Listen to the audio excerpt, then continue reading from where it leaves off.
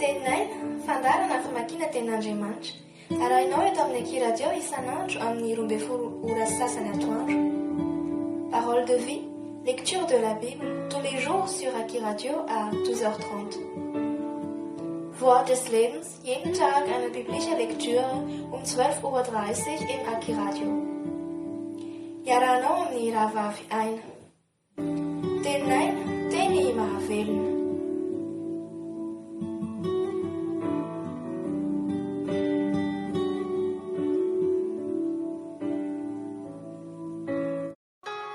Ny filazantsara nosoratan'i Matteo, toko 5:10. Ny nasitra an'i Jesosy ny mararimaro sy ny nampinanany olona tsy omby 4,000 ary nitadiavan'ny fariseo sy ny sadoseo famantarana any an-danitra. Ny anaran'i Jesosy. Ary ny fariseo sy ny sadoseo nankeo aminy dia nakafanahy azy ka nangataka azy any famantarana aminy avy any an-danitra. Ary izy namaly ka nanao taminy hoe, noho ny hariva dia hoy ianareo, ho tsara ny andro fa mena ny lanitra, ary noho ny maraina dia hoy ianareo, ho ratsy ny andro fa mena sy manjombona ny lanitra. Fantatrareo ny hamantatra ny tarehin'ny lanitra, fa ny famantarana ny fotoana dia tsy ianareo. Izay taranaka ratsy fanahy sy mitsangajanga dia fatra mpitady famantarana, nefa tsy misy famantarana omena azy, afa-tsy ny famantarana ny amin'ny Jona ihany. Ary nandao azy Jesosy ka lasa. Ny nananaran'i Jesosy ny mpianany tsy hanaiky ny fampianaran'ny fariseo sy ny sadoseo. Ary rehefa tonga teny ampita ny mpianatra dia nanadiny hitondra mofo izy. Ary hoy Jesosy taminy, mihevera ka mitandrema ianareo, fandrao azo ny masirasiran'ny fariseo sy ny sadoseo. Dia niarany saina izy ka nanao hoe, ny tsy nitondra antsika mofo angaha izany? Ary Jesosy nahalala izany dia nanao hoe, nahoana ianareo ry kely finoana no miara saina satria tsy manana mofo? Tsy mbola mahafantatra va ianareo? Ary tsy tsaroanareo va ny mofo 5 ho an'ny 5,000 ka 4 moa no nangoninareo? Na ny mofo 7 ho an'ny 4,000 ka 4 moa no nangoninareo? Ahoana ny tsy ahafantaranareo fa tsy ny amin'ny mofo no nilazako taminareo? Fa tandremo, fandrao azy ny masirasiran'ny fariseo sy ny sadoseo. Dia fantany fa tsy nasainy hitandrina izy, fandrao azo ny masirasira fanaovana mofo, fandrao azo ny fampianaran'ny fariseo sy ny sadoseo. Ny nanekeny Peteran'i Jesosy ho Kristy zanak'Andriamanitra, ary nilazan'i Jesosy voalohany amin'ny fahafatesany sy ny itsanganany amin'ny maty. Ary rehefa tonga tany amin'ny faritanin'ny Kaisara Filipo Jesosy, dia nanontany ny mpianana izy ka nanao hoe, ataon'ny olona ho iza moa ny zanak'olona? Dia hoy ireo, hoy ny sasany Jaona mpanao batisa, ary hoy ny sasany Eli, ary hoy ny sasany Jeremia, na anankiray amin'ny mpaminany. Ary hoy Jesosy taminy, fa ianareo kosa manao ahy ho iza? Ary namaly Simona Petera ka nanao hoe, ianao ny Kristy, zanak'Andriamanitra velona. Dia namaly Jesosy ka nanao taminy hoe, sambatra ianao ry Petera Barjona, fa tsy nofa mandrano ny aneo anao izany, fa ny raiko izay any an-danitra. Ary izao milaza aminao koa, ianao ny Petera, ary ambonin'ity vatolampy ity no ahoriko ny fiangonako, ary ny vavadin'ny fiainantsika tsy haharesy azy. Omeko anao ny fanalahidin'ny fanjakan'ny lanitra, ka na inona fehezinao ety ambonin'ny tany dia ho fehezina ny an-danitra, ary na inona vahanao ety ambonin'ny tany dia ho vahana ny an-danitra. Ary tamin'izany dia nandrarany mpianatra izy mba tsy hilaza amin'ny olona akory fa izy ny Kristy. Hatramin'izany no vao natoron'ny Jesosy ny mpianany fa tsy maintsy hakany Jerosalema izy, ka ampijalen'ny olona sy ny lohan'ny mpisorona ary ny mpanoran-dalàna dia hovonoina ary atsangana amin'ny andro fahatelo. Ary Petera nanohina azy hitanila kely ka niteny mafy azy hoe, sanatria aminao izany tompoko, tsy ho aminao tokoa izany. Fa izy niodina ka niteny tamin'i Petera hoe, makanesako ivoko ry Satana, fa fitohinana amiko ianao, satria tsy misaina izay an'Andriamanitra ianao fa izay an'ny olona. Dia hoy Jesosy tamin'ny mpianany, raha misy olona hata hanaraka ahy, aoka izy handany tenany sy hitondra ny azy fijaliana ka hanaraka ahy. Fa na iza mitaha hamonjy ny ainy dia havery azy, ary na iza no havery ny ainy noho ny amiko tia hahazo azy. Fa inona moa so azony olona raha mahazo izao tontolo izao kanefa very ny ainy? Ary inona no omen'ny olona ho takaliny ainy? Fa ho avy ny zanak'olona amin'ny voninahitry ny iray mba amin'ny anjeliny dia maliny olona rehetra araka ny nataony. Lazaiko aminareo marina tokoa, misy ny sasany eto izay tsy mba hanandrana fahafatesana mandra-pahita ny zanak'olona avy amin'ny fanjakany. Amen. Alléluia.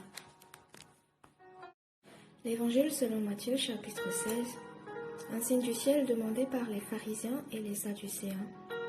Le levain des pharisiens. Au nom de Jésus. Les pharisiens et les sadducéens abordèrent Jésus et pour l'éprouver, lui demandèrent de leur faire voir un signe venant du ciel. Jésus leur répondit, « Le soir, vous dites, il fera beau car le ciel est rouge, et le matin, il y aura de l'orage aujourd'hui car le ciel est d'un rouge sombre. Vous savez discerner l'aspect du ciel et vous ne pouvez discerner les signes des temps. Une génération méchante et adultère demande un miracle. Il ne lui sera demandé d'autre miracle que celui de Jonas. » Puis il les quitta et s'en alla. Les disciples, en passant à l'autre bord, avaient oublié de prendre des pains. Jésus leur dit, « Gardez-vous avec soin du levain des pharisiens et des sadducéens. » Les disciples raisonnaient en eux-mêmes et disaient, « C'est parce que nous n'avons pas pris de pain. » Jésus, l'ayant connu, dit, « Pourquoi raisonnez-vous en vous-même, gens de peu de foi, sur ce que vous n'avez pas pris de pain? Êtes-vous encore sans intelligence et ne vous rappelez-vous plus les 5 pains des 5000 hommes et combien de paniers vous avez emportés? Ni les 7 pains des 4000 hommes et combien de corbeilles vous avez emportés? Comment ne comprenez-vous pas que ce n'est pas au sujet de pain que je vous ai parlé? Gardez-vous du levain des pharisiens et des sadducéens. » Alors, ils comprirent que ce n'était pas du levain du pain qu'il avait dit de se garder, mais de l'enseignement des pharisiens et des sadducéens. Jésus sur le territoire de Césarée de Philippe. Opinions diverses sur le Christ. Confession de Pierre. Jésus, étant arrivé dans le territoire de Césarée de Philippe, demanda à ses disciples, « Qui dit-on que je suis, moi, le Fils de l'homme » Ils répondirent, « Les uns disent que tu es Jean-Baptiste, les autres Élie, les autres Jérémie, ou des prophètes, ou l'un des prophètes. Et vous, leur dit-il, dites-vous que je suis? Qui dites-vous que je suis? Simon Pierre répondit, tu es le Christ, le Fils du Dieu vivant. Jésus, reprenant la parole, lui dit, tu es heureux, Simon, fils de Jonas, car ce n'est pas la chair et le sang qui t'ont révélé cela, mais c'est mon Père qui est dans les cieux. Et moi, je te dis que tu es Pierre, et que sur cette pierre je bâtirai mon église, et que les portes du séjour des morts ne prévaudront point contre elle. Je te donnerai les clés du royaume des cieux. Ce que tu liras sur la terre sera lié dans les cieux, et ce que tu délieras sur la terre sera délié dans les cieux. Alors, il recommanda aux disciples de ne dire à personne qu'il était le Christ. Jésus annonce ses souffrances et sa mort. Comment suivre Jésus? Dès lors, Jésus commença à faire connaître à ses disciples qu'il fallait qu'il allât à Jérusalem, qu'il souffrit beaucoup de la part des anciens, des principaux sacrificateurs et des scribes, qu'il fut mis à mort et qu'il ressuscita le 3e jour. Pierre, l'ayant pris à part, se mit à le répondre et dit, « À Dieu ne plaise, Seigneur, cela ne t'arrivera pas. » Mais Jésus, retournant, dit à Pierre, « Arrière de moi, Satan, tu mets en scandale, car tes pensées ne sont pas les pensées de Dieu, mais celles des hommes. » Alors Jésus dit à ses disciples, « Si quelqu'un veut venir après moi, qu'il renonce à lui-même, qu'il se charge de sa croix et qu'il me suive. Car celui qui voudra sauver sa vie le perdra, mais celui qui la perdra à cause de moi la trouvera. Et que servira-t-il à un homme de gagner tout le monde s'il perdait son âme? Ou que donnerait un homme en échange de son âme? Car le Fils de l'homme doit venir dans la gloire de son Père avec ses anges, et alors il rendra à chacun selon ses œuvres. Je vous le dis en vérité, quelques-uns de ceux qui sont ici ne mourront point, qu'ils n'aient vu dans son règne. Amen. Alléluia.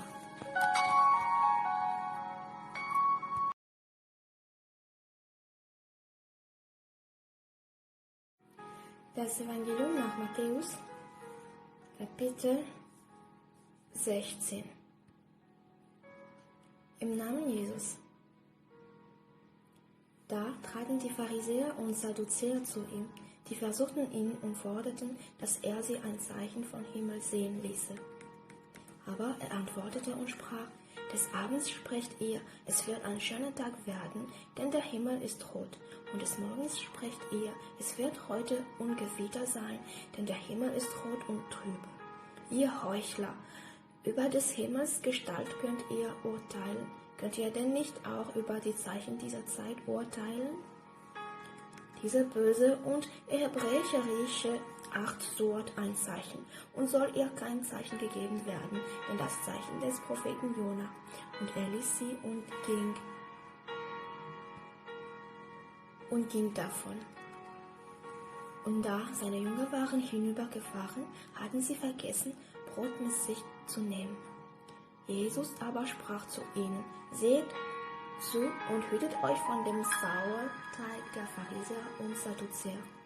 Da dachten sie bei sich selbst und sprachen: Was wird sein, dass wir nicht haben Brot mit uns genommen? Da das Jesus merkte, sprach er zu ihnen: Ihr Kleingläubigen, was bekümmert ihr euch doch, dass ihr nicht habt Brot mit euch genommen? Vernehmet ihr noch nichts? Gedenkt ihr nicht an die 5 Brote unter die 5000 und wie viel Körbe ihr da aufhobt? Auch nicht an die 7 Brote unter die 4000 und wie viel Körbe ihr da aufhobt?